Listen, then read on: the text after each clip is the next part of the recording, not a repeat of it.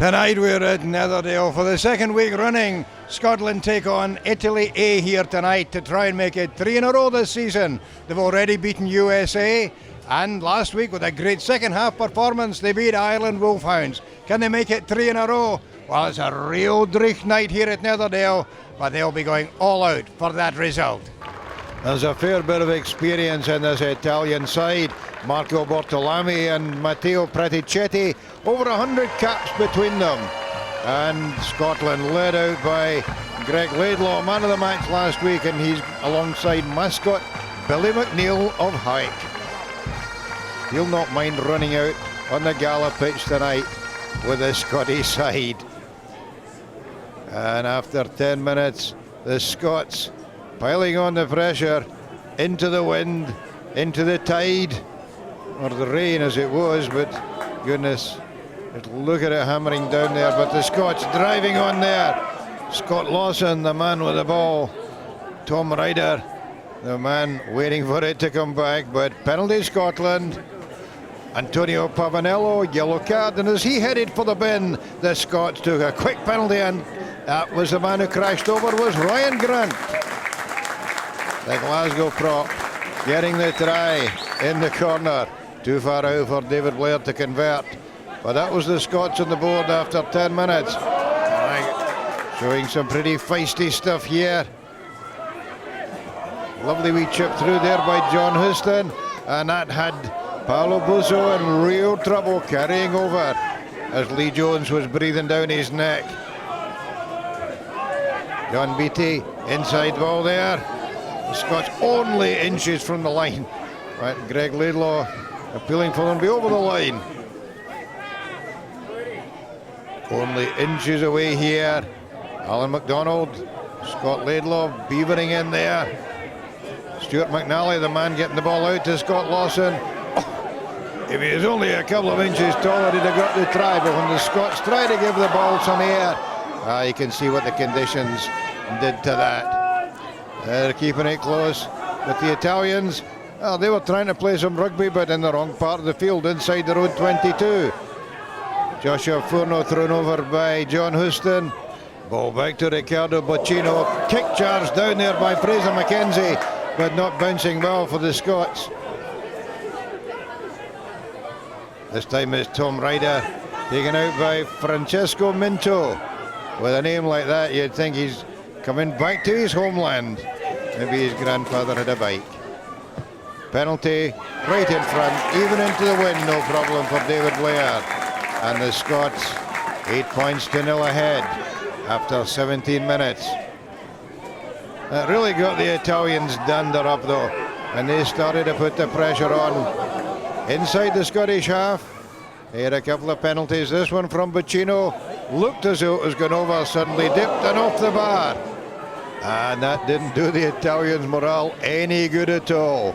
And neither did the rain, which made playing rugby like standing under a waterfall.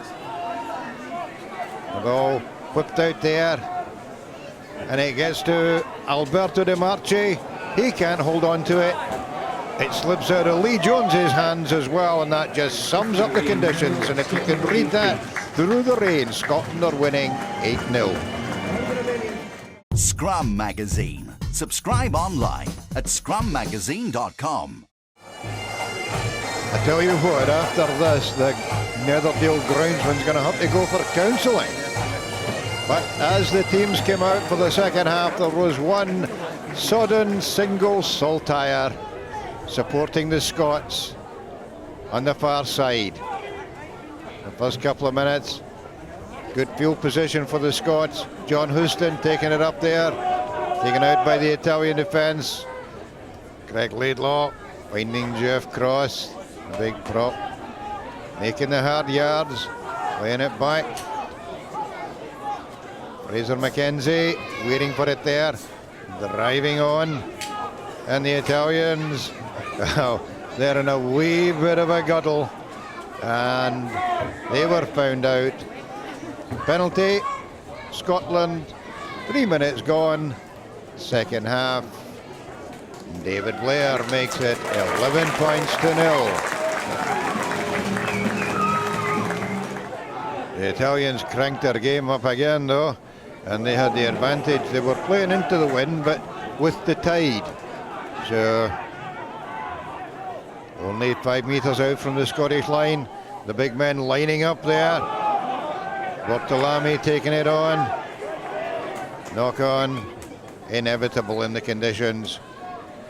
Scotland put in. Coming back tidily enough, but then a big nudge by the Italians. And the Scots scrum disrupted. And Stuart McNally having a cultural exchange there with Antonio Papanello.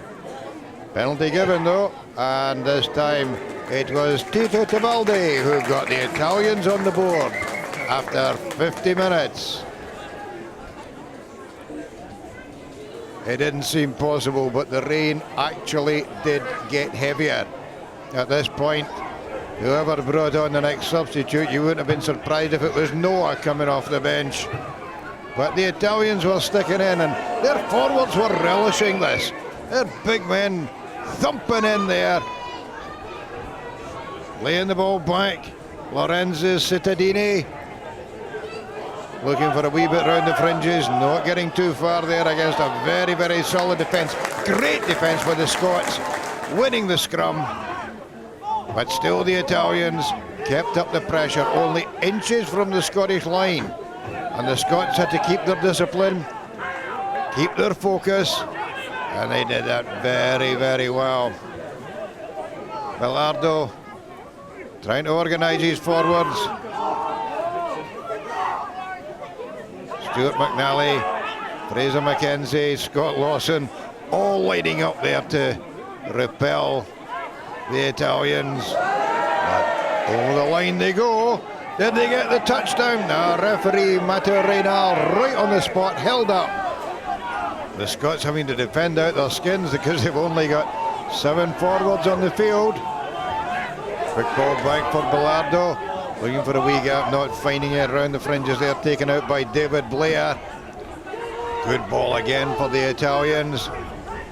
Minto thumping forward again, but this time great turnover for the Scots. Ryan Grant the man, and that was absolutely crucial.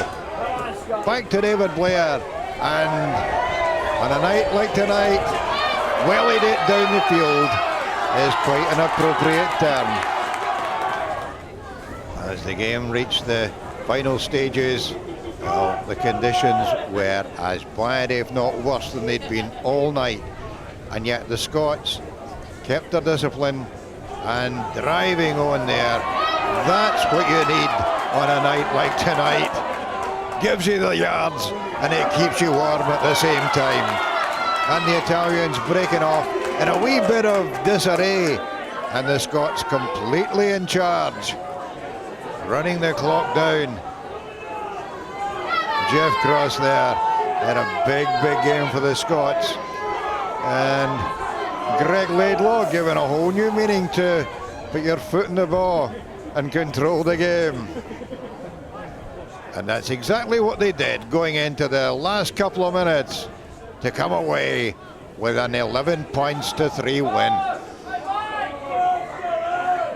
It was certainly absolutely horrendous. At times during the game I thought they were going to call it off, particularly at half-time, but it was always going to be a game where you just had to do whatever it took to win. And I thought there were key moments in that game, particularly in the second half when the Italians were on our line. We were down to 7 men in the scrum, and I just thought we showed some real grit and some real fight and some real scrap to repel them, which basically I think kept them at arm's length and did a lot for us to win the game.